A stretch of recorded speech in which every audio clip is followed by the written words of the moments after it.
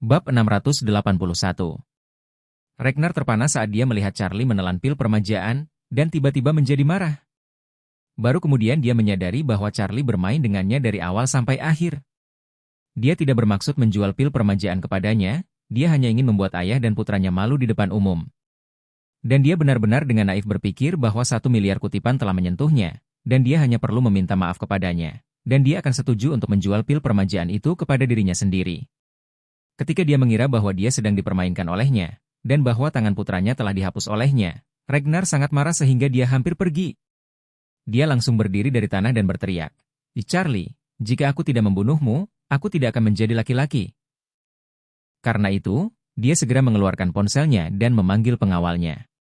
Pengawalnya semuanya adalah master, dan mereka semua adalah dewa perang yang telah mundur dari ketentaraan. Orang-orang ini biasanya terlihat tidak berbeda dari orang biasa, tetapi salah satu dari mereka adalah pembunuh terbaik. Dapat dikatakan bahwa mereka semua adalah pembunuh top yang telah merangkak keluar dari kematian. Tapi Charlie tampak tenang saat ini, sama sekali tidak tergerak.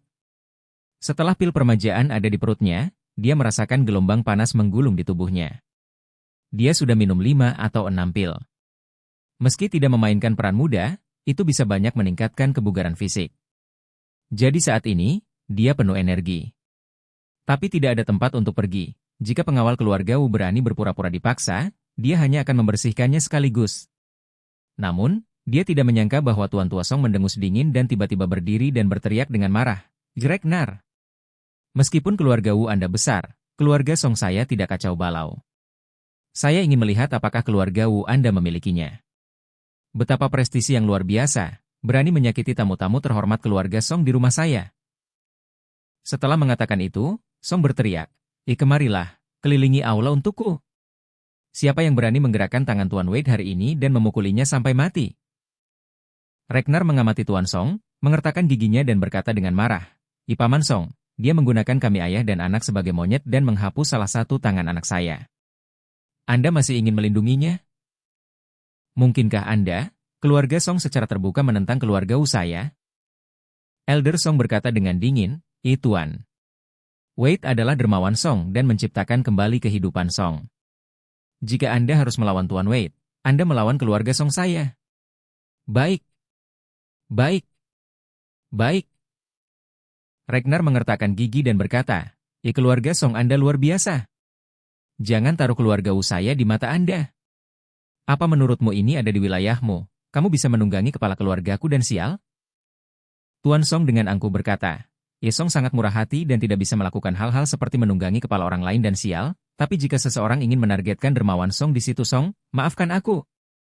Jangan pedulikan dia.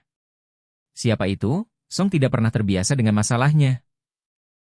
Tuan Song berteriak, mengejutkan semua orang yang hadir.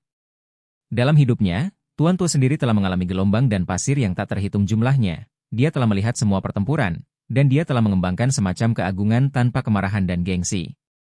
Selain itu, dia baru saja makan pil permajaan dan napasnya penuh. Kemarahannya sangat mengejutkan. Ragnar juga sedikit tertekan. Dia datang ke Aurousil dengan hanya beberapa pengawal bersamanya.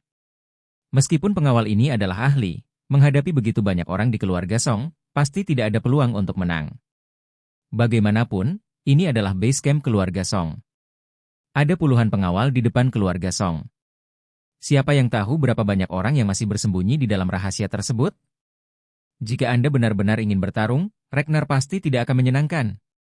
Beberapa pengawal terbaik mungkin bisa bertarung keluar masuk, tetapi dia dan putranya tidak seefektif mereka, dan mereka mungkin terluka atau bahkan ditinggalkan oleh keluarga Song di sini. Meskipun keluarga Wu kuat, mereka semua berada di Suzhou, dan sekarang air yang jauh tidak dapat menyelamatkan api di dekatnya. Memikirkan hal ini, Ragnar hanya bisa memutuskan untuk menghindari ketajamannya untuk saat ini. Jadi, dia mencibir dan berkata, Paman Song bermaksud merobek wajahnya dengan keluarga Wu kita? Baik. Dalam hal ini, saya akan mewakili keluarga Wu dan putus dengan keluarga Song. Mulai sekarang, keluarga Song dan Wu tidak cocok. Bab 682. Melihat ini, Honor di samping buru-buru berdiri dan berseru, kakek, keluarga Song kami telah bersama keluarga Wu selama bertahun-tahun, tolong pikirkan 2 kali. Honor tidak ingin melihat bahwa dia terbunuh, dan kedua keluarga Song dan Wu benar-benar putus. Dia juga berharap bisa menikahkan Warnia dengan keluarga Wu. Jika kedua keluarga hancur total, itu tidak akan pernah mungkin. Pastor Song melirik Honor dan berkata dengan ringan, "Tidak ada yang perlu dipikirkan dua kali. Keluarga Wu adalah keluarga pertama di selatan Sungai Yangtze, dan keluarga Song kami tidak mampu membelinya." Keluarga Song sejak itu putus dengan keluarga Wu. Semua orang yang hadir tercengang. Semua orang tidak dapat membayangkan bahwa pesta ulang tahun menyebabkan perpecahan total antara keluarga Wu dan keluarga Song. Sepertinya Aurosil akan berubah di masa depan. Tatapan cemberut Ragnar melirik ke arah Elder Song dan Charlie, dan berkata dengan marah, sungguh keluarga Song, sungguh Master Wade, saya, Ragnar, ingat Anda. Lihatlah. Roger, ayo pergi." Setelah itu, Ragnar membantu Roger dan pergi. Charlie berkata dengan ringan, apakah menurutmu masalah ini sudah selesai?" Ragnar menoleh dan bertanya dengan aura membunuh, apa yang kamu inginkan?" Charlie berkata, saya menghapus tangan anak Anda, hanya untuk memberinya pelajaran, tetapi Anda harus memberi kompensasi untuk menghancurkan toko Tianqi." Bagaimanapun, Charlie berkata tanpa ragu, Anda akan memberi Anda 10 kali lipat kompensasi untuk Tianqi dalam 3 hari, dan akan meminta maaf kepada Tianqi dan memohon pengampunan. Jika tidak, saya akan mengambil tangan Roger yang lain. Ketika Ragnar mendengar ini, matanya dingin dan mematikan. Dia meraung dengan penglihatannya pecah. Charlie, Anda begitu agung. Tahukah Anda status keluarga Wu saya di selatan Sungai Yangtze? Jika Anda memprovokasi saya akan meninggalkan Anda mati tanpa tempat Toburi mati. Charlie mencibir dan berkata, jangan berada di sini untuk berbicara dengan saya. Keluarga Wu Anda bahkan bukan akar rambut di mata saya. Saya menyarankan Anda untuk keluar dari Aurosil segera setelah Anda membayar untuk Tianqi. Jika tidak, Anda ayah dan anak 2 orang kemungkinan akan lari untuk hidup Anda. Kamu. Ragnar benar-benar tidak menyangka Charlie begitu gila. Dia punya niat untuk membunuh Charlie sekarang, tapi memikirkan sikap tua dan abadi Tuan Song, dia hanya bisa menahannya untuk sementara dengan enggan. Namun, di dalam hatinya, Charlie sudah menjadi manusia yang fana. Hanya sekarang, waktu untuk membunuhnya belumlah matang. Setelah dia kembali, dia akan membuat rencana yang bagus. Jika itu tidak cukup, dia akan menarik sekelompok master dari keluarga Wu untuk memuluskan keluarga Charlie dan Song bersama. Memikirkan hal ini, Ragnar melambaikan tangannya dengan ganas dan berseru, Roger, ayo pergi. Setelah itu, dia membawa Roger dengan tangannya yang patah dan meninggalkan villa keluarga Song karena malu. Honor memandang sosok Ragnar yang pergi, lalu pada Warnia dan pemuda yang lebih dari 10 tahun lebih muda, diam-diam mengertakkan gigi, matanya penuh keengganan. Baginya, itu adalah kerugian besar. Tiba-tiba, kakek tua ini memiliki rentang hidup lebih dari 10 tahun, dan Charlie menghitung penghargaan besar Warnia, dan kakek juga sepenuhnya memalingkan wajahnya dengan keluarga Wu untuk Charlie. Jika ini terus berlanjut, mungkin suatu saat kakek akan tiba-tiba mengumumkan bahwa Warnia akan menjadi pewaris generasi selanjutnya. Dengan cara itu, bukankah dia akan kosong dari keranjang? Bab 683. Ragnar dan Roger serta putranya meninggalkan Villa Song dengan kebencian yang tak tertandingi. Roger mencengkeram tangannya yang terputus dan berkata dengan air mata, ayah. Dahulu kalau aku berkata jangan memohon kain bernama Wade, jangan mendengarkan. Sekarang tanganku patah, dan kamu masih ditangkap olehnya. Dihina di depan umum, kami kehilangan muka. Ragnar berkata dengan wajah hitam, karena Wade mencari kematian, jangan salahkan saya karena tidak sopan. Jangan khawatir, ayah akan membalaskan dendamu. Roger berseru, jikalau begitu kita akan membunuh Charlie malam ini. Tidak. Ragnar berkata dengan dingin, atau menurut rencana awal, bunuh Tuan Orvel dulu.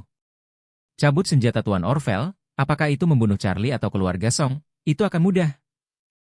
Roger buru-buru bertanya, ayah, apa rencanamu secara spesifik? Ragnar berkata, sembuhkan tanganmu dulu, dan kita akan membahas sisanya dalam jangka panjang. Keduanya berdiskusi, sudah keluar dari kompleks keluarga Song. Liu Guang, yang telah diusir sebelumnya dan telah menunggu di sini, buru-buru menutupi wajahnya yang merah dan bengkak dan menyapa mereka dengan cepat. Pak. Tuan. Liu Guang berlari ke depan, ingin menanyakan apa yang terjadi dengan limbah Charlie. Apakah mereka membalasnya?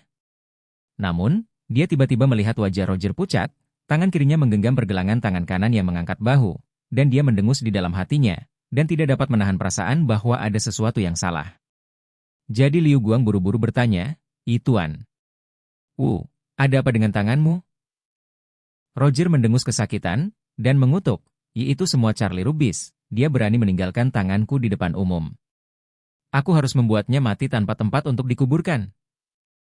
Awalnya, setelah Roger mengetahui bahwa Charlie adalah pria yang disukai Warnia, dia ingin menggunakan jamuan ulang tahun ini untuk menginjak-injak kaki Charlie, sehingga Warnia dapat mengenali kenyataan, lalu berubah pikiran dan memilih untuk bersamanya. Tanpa diduga, alih-alih menginjak kaki Charlie, ia bersama ayahnya justru diejek dengan kejam oleh Charlie. Baru saja, dia dan ayahnya bergantian meminta maaf kepada Charlie. Ini hanyalah rasa malu kedua setelah saudara tiri Wuki, menjadi binatang yang menelan kotoran. Dan Bestard ini, tidak hanya membuat wajahnya hilang dalam pandangan penuh. Dia juga mematahkan pergelangan tangannya. Setelah hari ini, seluruh Aurousil akan mengingat bahwa kakeknya dari keluarga pertama di selatan Sungai Yangtze ditampar di depan umum oleh pion tanpa nama, Charlie, dan menjadi bahan tertawaan semua orang. Liu Guang sangat terkejut saat mendengar kata-kata Roger. Dia tidak menyangka bahwa Charlie Rubis bahkan berani mengalahkan Tuan Wu. Jadi, dia tidak bisa menahan diri untuk tidak memprovokasi Roger dan berkata, "EMRU, Charlie berani memperlakukanmu seperti ini, jangan biarkan dia pergi." Ragnar berkata dengan dingin, jangan khawatir, Charlie ini tidak akan hidup lama." Dengan itu, Ragnar memberitahu Liu Guang, "Liu Guang, Anda adalah orang lokal dan Anda sudah terbiasa dengan daerah setempat. Aku akan memberimu tugas." Liu Guang buru-buru berkata, Tuan. Tolong berikan perintahmu." Ragnar berkata, Anda pertama-tama membawa tuan muda itu ke rumah sakit ortopedi terbaik dan menyembuhkan tangan tuan muda itu. Anda tidak boleh membuat kesalahan." Liu Guang tiba-tiba menyadari bahwa tangan Roger diinterupsi oleh Charlie, dan berkata dengan cepat, Tuan. Orvel, jangan khawatir. Saya akan membawa tuan muda ke rumah sakit ortopedi terbaik. Bab 684. Ketika Roger mendengar ini, dia tidak bisa menahan diri untuk bertanya, Ayah, maukah kamu pergi ke rumah sakit dengan saya? Ragnar berkata, saya masih memiliki banyak hal untuk ditangani hari ini. Sekarang kami telah putus dengan keluarga Song, kami harus mencari tempat lain untuk tinggal. Saya berencana untuk pergi ke Shangri-La dan memesan kamar presidensial di sana. Ngomong-ngomong, kunjungi Ishak, pemilik Shangri-La. Setelah Anda selesai menyembuhkan tangan Anda akan datang ke Shangri-La secara langsung untuk menemukan saya. Kemudian saya akan memberitahu Anda tentang rencana saya secara detail. Pergi mengunjungi Ishak? Roger berkata sambil mengeluh. Ayah, mengapa kamu ingin mengunjunginya? Bukankah dia hanya seekor anjing dari keluarga East Cliffwaite? Lebih penting dari tanganku yang patah. Ragnar mengerutkan kening dan berkata, apa yang kamu ketahui? Meskipun keluarga Wu mendominasi di selatan Sungai Yangtze, dibandingkan dengan keluarga Wade di East Cliff, mereka tidak lebih dari penduduk asli yang kaya. Keluarga Wade adalah keluarga top yang sebenarnya. Ishak itu, jangan melihatnya sebagai anjing keluarga Wade, tapi dia adalah juru bicara dari keluarga Wade di Aurousil, mewakili wajah keluarga Wade di Aurousil. Dia harus mengunjungi secara langsung. Jika dia bisa membuka terobosan darinya, mungkin dia bisa meminjam hubungan dengan keluarga Wade. Untuk keluarga Wu, meskipun menyandang nama keluarga pertama di selatan Sungai Yangtze di sisi baiknya, dan bertindak sebagai berkah di seluruh selatan Sungai Yangtze, dapat dikatakan berbeda dari aslinya. Keluarga tersembunyi tingkat atas seperti keluarga Wade. Jika dia bisa mengambil kesempatan ini untuk menyusul keluarga Wade, seluruh keluarga Wu akan terbang ke langit. Ketika Roger mendengar ini, dia tidak lagi mengeluh, dan mengangguk dan berkata, saya kenal ayah, maka Anda pergi ke Shangri-La dulu. Dan setelah saya ke dokter dan mendapatkan gips, saya akan datang kepada Anda. Ragnar berkata kepada Roger, oke, Anda pergi ke rumah sakit dulu, dan saya akan memberitahu Anda ketika saya mengaturnya. Roger berkata dengan ekspresi penuh harap, mengikuti Liu Guang ke dalam mobil dan pergi ke rumah sakit untuk merawat tangannya yang putus. Setelah Roger dan Liu Guang pergi, Ragnar, ditemani oleh pengawal dan asistennya, pergi ke Shangri-La.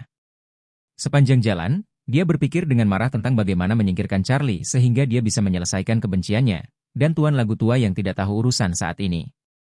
Apakah dia berpikir bahwa jika dia minum pil permajaan, dia adalah remaja, dan dapat hidup lebih lama dari remaja? Jika dia berani berbicara dengannya seperti Ragnar, maka dia akan langsung mengambil keluarga Song. Segera, konvoi berhenti di luar Hotel Shangri-La.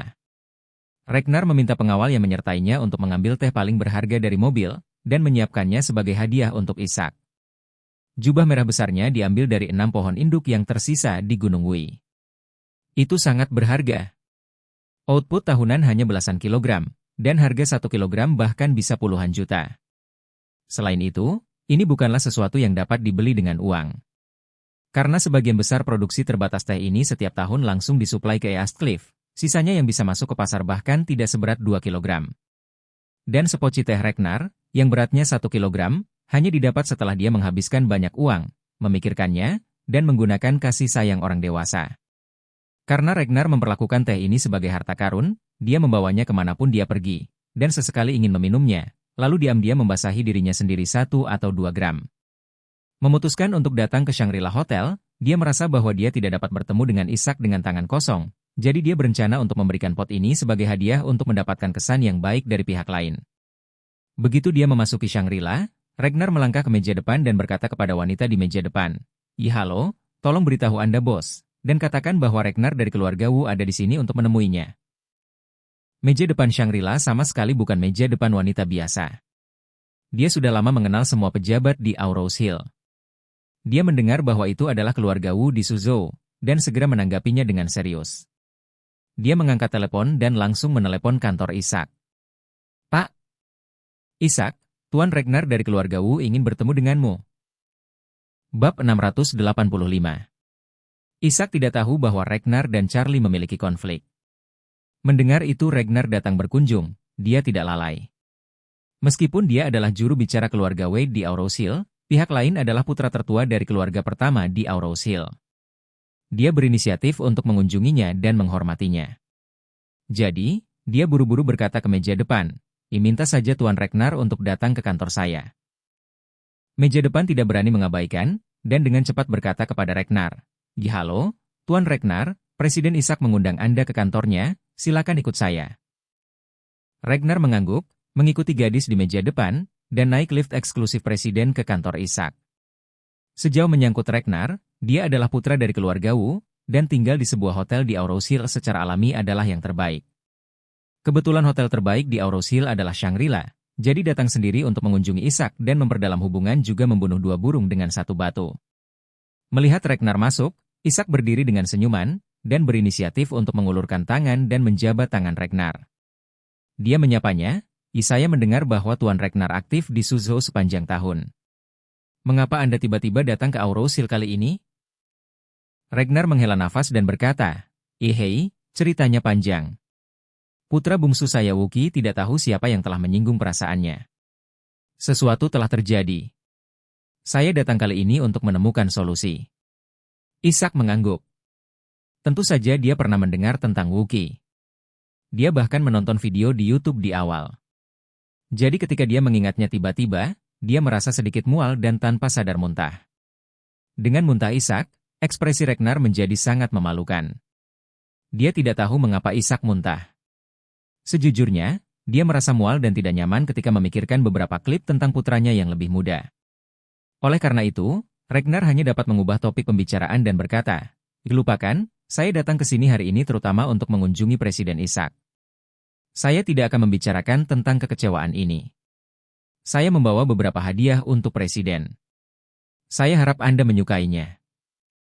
Setelah itu, dia segera menyerahkan teko teh eksklusif itu ke Ishak. Presiden Ishak, ini teh dahon dari pohon induk Gunung Wui. Itu adalah harta pribadi saya. Biasanya tidak tersedia. Jika Anda suka teh, Anda pasti akan menyukainya. Ishak secara alami tahu betapa berharganya jubah merah pohon induk, dan dengan cepat melambaikan tangannya. Bagaimana ini bisa membuat teh pohon induk Gunung Wui semakin sedikit tersedia di pasar, dan itu adalah koleksi Presiden Wu, bagaimana mungkin saya tidak? Cinta. Ragnar segera berkata, Tuan. Ishak, jangan sopan. Anda adalah juru bicara keluarga Wade di Aurous Hill dan bahkan di Aurous Hill. Kami di keluarga Wu selalu berharap dapat bekerja sama dengan keluarga Wade. Di masa depan, kami harus mengandalkan Anda untuk menyamai keluarga Wu kami. Ketika Ishak mendengar kata-kata itu, dia melambaikan tangannya dan berkata, saya hanya seorang pelayan keluarga Wade, dan saya melakukan segalanya dalam lingkup saya. Tuan Ragnar terima kasih untuk itu. Ragnar berkata dengan tulus, Tuan Ishak terlalu rendah hati. Melihat sikap tulus Ragnar, Ishak berkata, karena Tuan Ragnar sangat perhatian, maka saya tidak sopan kepada Anda. Saya punya beberapa botol kelas kolektor Louis XIII di sini. Saya akan memberi Anda beberapa botol secukupnya. Ragnar tersanjung, dan buru-buru berkata, itu benar-benar hadiah yang luar biasa. Terima kasih Tuan Ishak. Ishak tersenyum tipis dan berkata, Ragnar datang ke sini hari ini. Tentunya ini bukan hanya tentang membawa teh ke Ishak, kan? Ragnar mengangguk dan berkata, memang benar bahwa putra tertua saya, putra sulung saya, dan beberapa pengawal serta asisten mungkin tinggal di Aurosil untuk jangka waktu tertentu. Jadi saya hanya berpikir bahwa Shangri-La tidak akan membuat masalah. Ishak tertawa dan berkata, selamat datang. Karena Tuan Ragnar ada di sini, dia tentu saja adalah tamu terhormat. Saya akan meminta manajer untuk mengatur sebuah kamar presidensial untuk Anda dan putra Anda. Anda bisa hidup sesuka Anda. Tidak peduli berapa lama Anda tinggal. Ragnar buru-buru berkata dengan penuh syukur, terima kasih banyak, Presiden Ishak. Ishak tersenyum acuh tak acuh, Ragnar tidak perlu terlalu sopan. Setelah berbicara, dia bertanya dengan rasa ingin tahu, ngomong-ngomong, di mana Pak Roger, anak Anda? Kenapa dia tidak ikut denganmu?